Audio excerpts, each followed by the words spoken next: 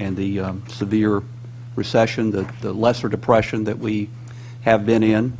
And I think every state is required to balance their budget.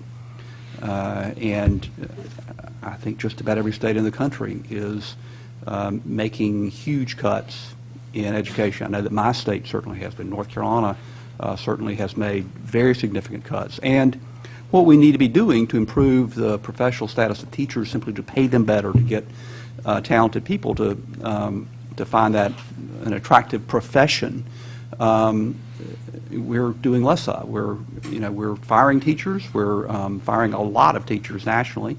That means class sizes are larger.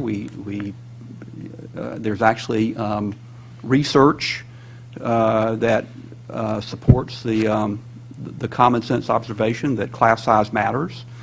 It's almost like, well, they say the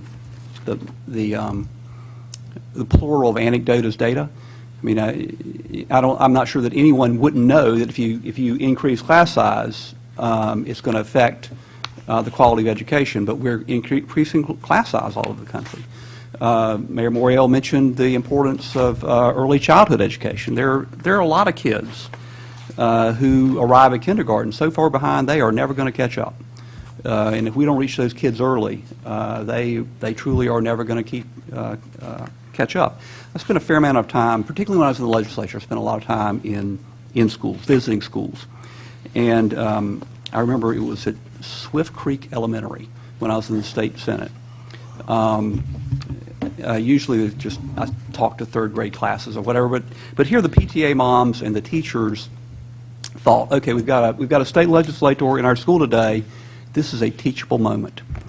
What do we want to impress him with? And what they did, which was really smart, is they had me sit over to the side. I was in a corner but not being punished. And they had one child after another. This is in the spring of the first grade. One child after another read to me from the same book.